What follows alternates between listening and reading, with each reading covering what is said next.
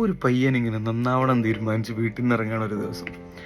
വഴിയിൽ വെച്ചൊരു അമ്മാവനെ കാണുകയും അദ്ദേഹം നാട്ടിലുള്ള കുറച്ച് ആളുകളുടെ മുമ്പിൽ വെച്ച് ഇവനെ പരിഹസിക്കുകയും ചെയ്തു. പഴയ എന്തൊക്കെയോ കാര്യം പറഞ്ഞു.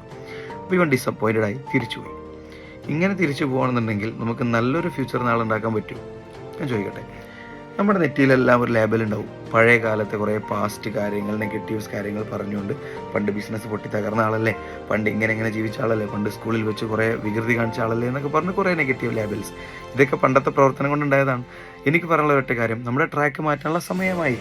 നമ്മളെന്ത് ചെയ്യണം? ഇന്ന് ചെയ്യുന്ന നല്ല പ്രവർത്തനങ്ങളാണ് നാളത്തെ നല്ല ലേബലുകളായി മാറുന്നത്. വലിയ റിസ്ക്കാണ് നല്ല ലേബൽ ഉണ്ടാക്കിയെടുക്കാൻ. പക്ഷേ നല്ല രീതിയിൽ അധ്വാനം ചെയ്യണം. അപ്പോൾ നമ്മുടെ ഫ്യൂൽ എന്ന് പറഞ്ഞാൽ എന്താ? പഴയ എന്തൊക്കെയോ ജീർണിച്ചുണ്ടായതാണ് ഫ്യൂവൽ.